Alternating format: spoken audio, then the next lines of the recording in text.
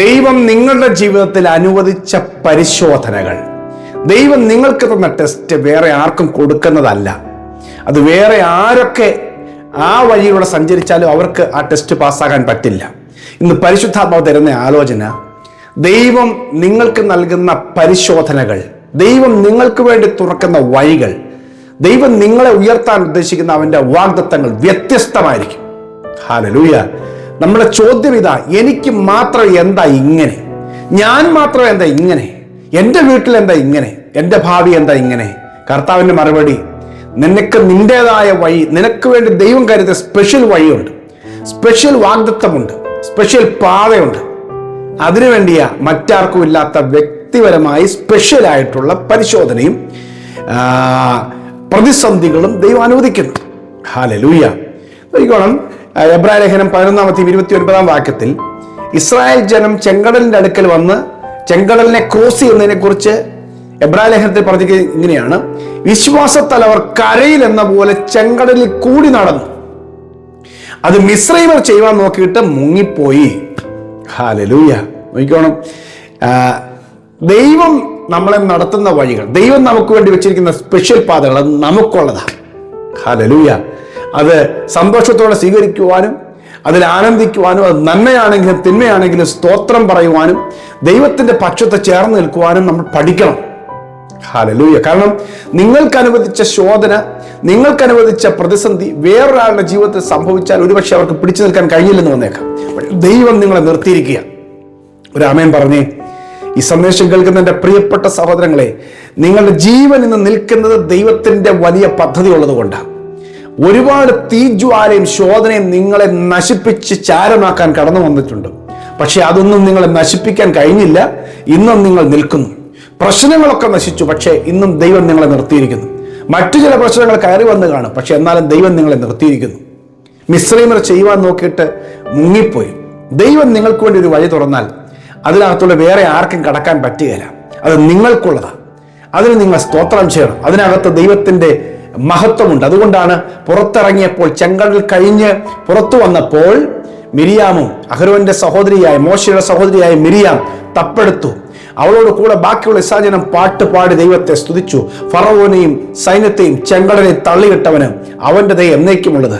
ഫറവോ പറഞ്ഞ കാര്യം 15:9 എഴുതിയിട്ടുണ്ട്: ഞാൻ അവരെ പിടിക്കും, ഞാൻ പിന്തുടരും, പിടിക്കും, അവരെ നിഗ്രഹിക്കും, എൻ്റെ ആശ അവരാൽ പൂർത്തിയാകും എന്ന് ശത്രു പറഞ്ഞു.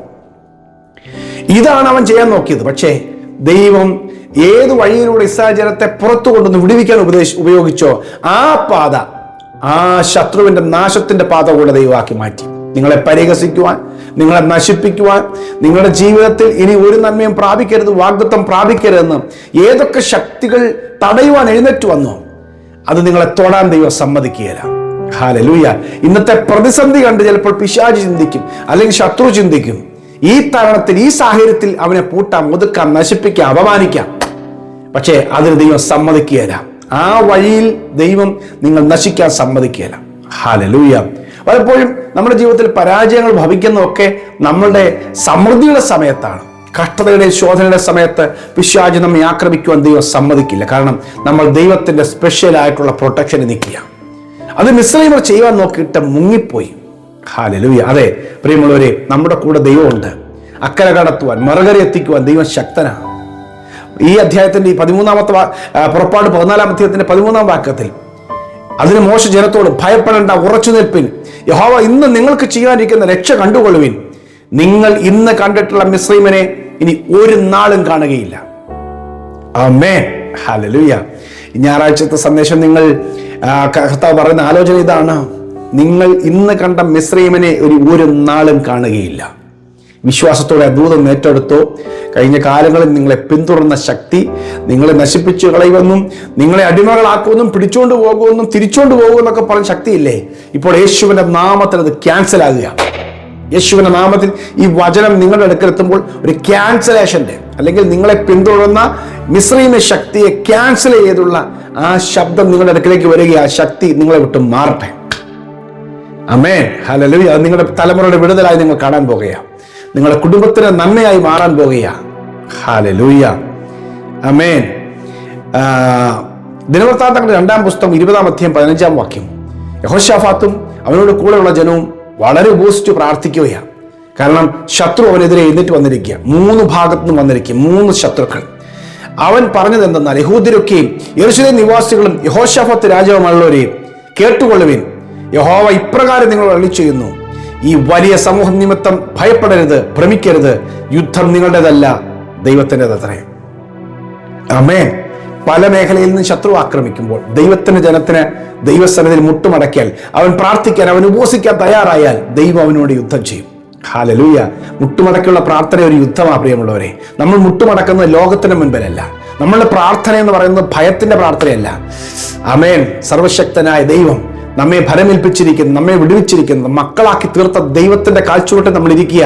ദൈവം ചോദിക്കേണ്ടത് പോലെ ചോദിച്ചോളും. യുദ്ധം നിങ്ങളുടേതല്ല, യഹോവയുടേതത്രേ. അതെ, അവൻ നമ്മളെ കൈവിടില്ല. ഹല്ലേലൂയ. യെശയ്യാ പുസ്തകത്തിൽ തന്നെ 41-ാം അധ്യായം 10-ാം വാക്യം വളരെ ധൈര്യം നൽകുന്ന വചനമാണ്. നീ ഭയപ്പെടണ്ട. നീ ഏത് സാഹചര്യത്തിൽ കൂടി കടന്നുപോയാലും, കൂരിരുട്ടിന്റെ താഴ്വരെ കൂടി കടന്നുപോയാലും, ഒറ്റപ്പെട്ട സാഹചര്യത്തിലൂടെ കടന്നുപോയാലും, ആരും നിന്നെ കൈത്താങ്ങാൻ ഇല്ലെങ്കിലും നീ ഭയപ്പെടേണ്ട, ഞാൻ നിന്നോട് കൂടെയുണ്ട്. നീ ഭ്രമിക്കേണ്ട, ഞാൻ നിന്റെ ദൈവമാണ്. ഞാൻ നിന്നെ സഹായിക്കും, ഞാൻ നിന്നെ ശക്തീകരിക്കും. എൻ്റെ നീതിയുള്ള വലങ്കരം കൊണ്ട് ഞാൻ നിന്നെ താങ്ങും. ആമേൻ. നിങ്ങളെ താങ്ങുവാൻ ആരും തയ്യാറായില്ലെങ്കിലും ദൈവത്തിന്റെ നീതിയുള്ള കരം നിങ്ങളെ താങ്ങും. നിങ്ങളെ സഹായിക്കുവാൻ ആരും കൈനീട്ടിയില്ലെങ്കിൽ ശാശ്വത ഭുജങ്ങൾ നിങ്ങളെ സഹായിക്കും. ഹല്ലേലൂയ. ആരെങ്കിലുമൊക്കെ ഒന്ന് തള്ളട്ടെ, ആരെങ്കിലുമൊക്കെ മാറ്റി നിർത്തട്ടെ, ആരെങ്കിലുമൊക്കെ ഒന്ന് അവഗണിച്ചോട്ടെ. അവിടെയാണ് ദൈവത്തിന്റെ പ്രവൃത്തിയുടെ ആരംഭം. ഹല്ലേലൂയ. അവിടെയാ ദൈവപ്രവൃത്തിയുടെ ആരംഭം. അതുകൊണ്ട് ദൈവം പ്രവർത്തിക്കാനുള്ള അവസരത്തിലും സാഹചര്യത്തിലും ദൈവം നിങ്ങളെ കൊണ്ട് നിർത്തിയിരിക്കുക. ആമേൻ. ദൈവം നമുക്ക് വേണ്ടി പ്രവർത്തിക്കും. വിശ്വാസത്താൽ അവർ കരയിൽ എന്ന പോലെ ചെങ്കടലിൽ കൂടി കടന്നു. അതെ, ദൈവം നിങ്ങളെ കടത്താൻ പോകുക, ദൈവം നിങ്ങളെ നടത്താൻ പോകുക. ഇന്ന് കാണുന്ന ആ വലിയ പ്രതിസന്ധി, അല്ലെങ്കിൽ വിഴുങ്ങും, അല്ലെങ്കിൽ മുക്കിക്കളയെന്ന് പറയുന്ന ആ ചെങ്കടൽ, അതിൻ്റെ മുകളിലൂടെ, അതിനകത്ത് ദൈവം ദൈവികമായ വഴി തുറന്ന് നിങ്ങൾ നടത്തുവാനായി പോകുകയാണ്. ഞാൻ നിങ്ങളെ കൊണ്ട് പ്രാർത്ഥിക്കാം. ഇന്ന് ഞായറാഴ്ചയല്ലേ, ഒരു ദൈവപ്രവർത്തന ദിവസമാണ്. ഇന്ന് രാത്രിയിലും നമുക്ക് ഓൺലൈൻ വർഷിപ്പ് ഉണ്ട്. രാത്രി ഇന്ത്യൻ സമയം 10 മുതൽ 11 വരെ നിങ്ങൾ ജോയിൻ ചെയ്യണം. സ്പെഷ്യലായി നിങ്ങളോട് സന്ദേശമുണ്ട്.